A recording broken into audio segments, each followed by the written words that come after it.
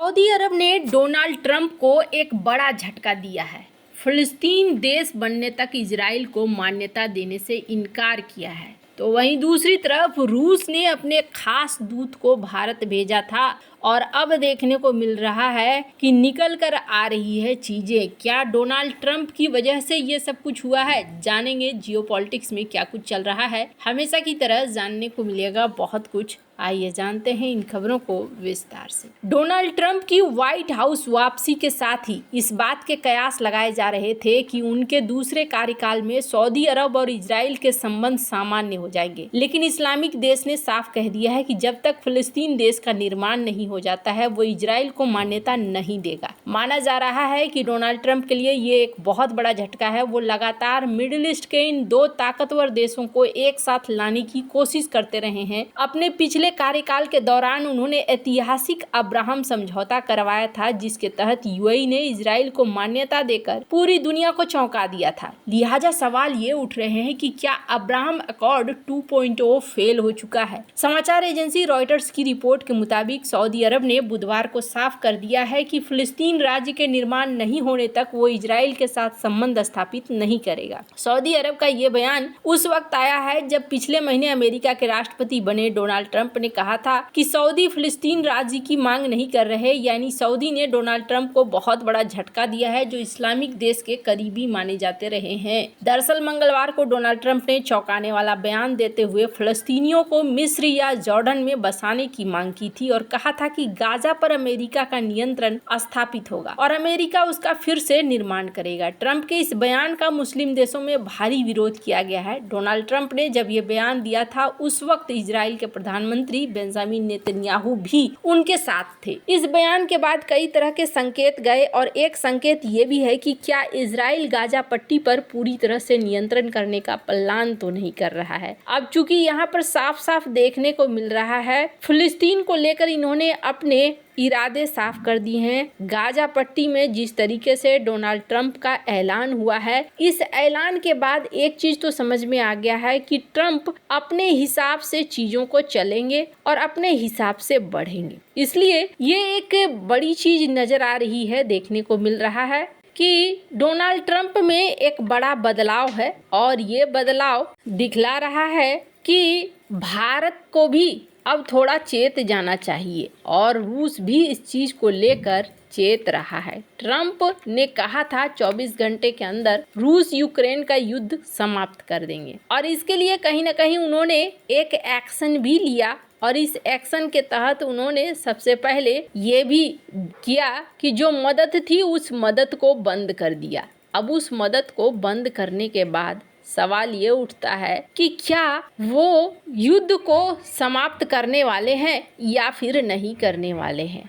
इसी क्रम में एक चीज देखने को मिल रही है। एक तरफ यूएसएड का एक बड़ा हिस्सा जा रहा था यहाँ पर यूक्रेन को जाने के बाद ये कह रहे हैं कि हम तुम्हें मदद भेज रहे हैं, लेकिन उस मदद का हमें फायदा क्या है, हमें क्रिटिकल मिनरल्स अपने दे दो तो फिर हम इस चीज को लेकर आगे बढ़ सकते हैं। अब ये चीज आप समझ लीजिए कि क्रिटिकल मिनरल्स इन्हें देता है तो इसका मतलब है कि ट्रंप को बदले में कुछ चाहिए। अब यहाँ जो चीजें बदल रही है उसके अनुसार लगता है जैसे कि ये युद्ध अभी समाप्त नहीं होने वाला है और अगर ये युद्ध अभी समाप्त नहीं होने वाला है तो इसका मतलब ये हो गया कि रूस को अपने लिए चीजों को ठीक करने की जरूरत है और रूस यहाँ पर अगर अपने लिए चीजों को ठीक करना चाहता है तो क्या करेगा रूस यहाँ पर भारत की तरफ मूव होता हुआ भी दिख रहा है। और ये है रूस के डूमा के स्पीकर जो कि बहुत ही ज्यादा महत्वपूर्ण है। इन्होंने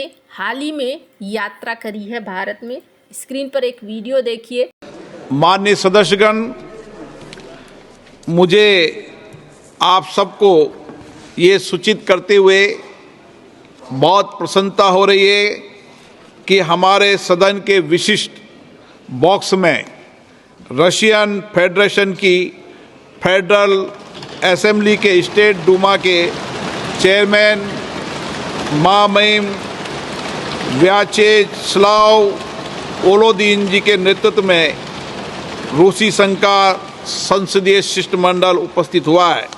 मैं अपनी ओर से तथा सदन से की ओर से माननीय शिष्टमंडल का हार्दिक अभिनंदन करता हूं, स्वागत करता हूं।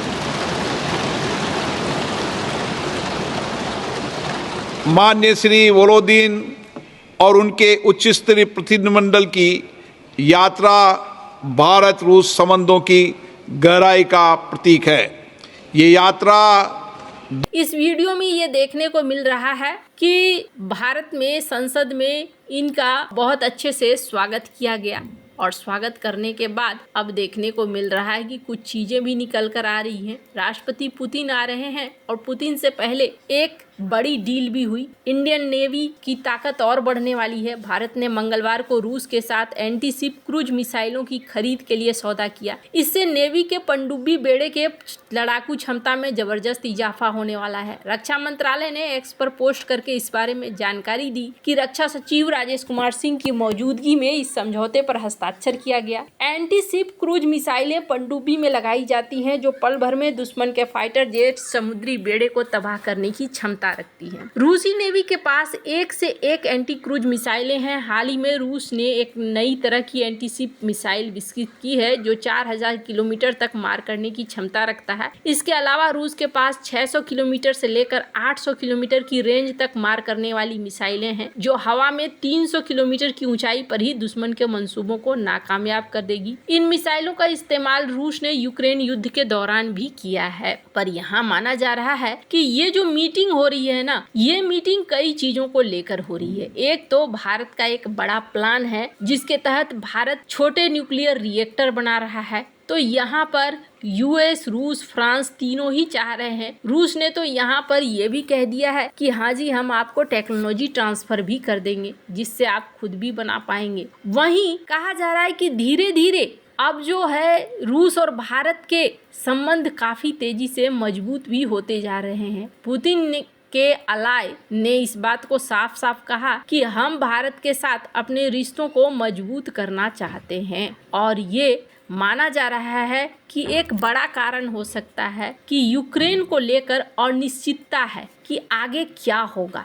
इसलिए यहाँ पर रूस अपना मौका नहीं छोड़ना चाह रहा है और रूस ये चाह रहा है कि चाहे कुछ भी हो हम अपनी तरफ से मजबूत रहें ताकि नेगोशिएट करने के लिए सही समय रहे। हालांकि पुतिन की बात जहां तक है, पुतिन चीज़ों को बहुत अच्छे से समझते हैं, बहुत अच्छे तरीके से हल भी करते हैं। माना जा रहा है कि यूक्रेन के ऊपर एक दबाव भी बनाया जा रहा है जिस दबाव के तहत ये यूक्रेन को कहा जा रहा है कि आपको हम मदद नहीं देंगे इसलिए आप ऐसा करो। पर जो भी हो कारण, पर एक चीज जरूर यहाँ पर देखने को मिल रहा है कि चीजें अब एक अलग दिशा में जा रही हैं। पूरा का पूरा सिस्टम डोनाल्ड ट्रंप बदल रहे हैं। कहा तो जा रहा है कि एक प्लान हो रहा था जिस प्लान के आधार पर कहा जा रहा था कि जल्द ही बैठक होगी पुतिन और ट्रंप के बीच में या बातचीत होगी, लेकिन अभी तक इस चीज को लेकर कोई कंफर्मेशन नहीं है। अगर बात करें इस मीटिंग से पहले कुछ चीजें भी देखने को मिल रही है और वो चीजें ये है कि CIA और FBI हर जगह पे पहले एक्शन लिया जा रहा है डोनाल्ड ट्रंप के द्वारा। वैसे आपको क्या लगता है कि क्या यहाँ पर चीजों को संभाल सकते हैं जेलेंस्की क्या रोकेंगे इस युद्ध को या फिर दोनों के बीच में अब फंसेंगे? बहुत सारी चीजें हैं। आपको क्या लगता है कमेंट कर जरूर बताएं। जल्द मिलते हैं अगले वीडियो में नई खबर के साथ।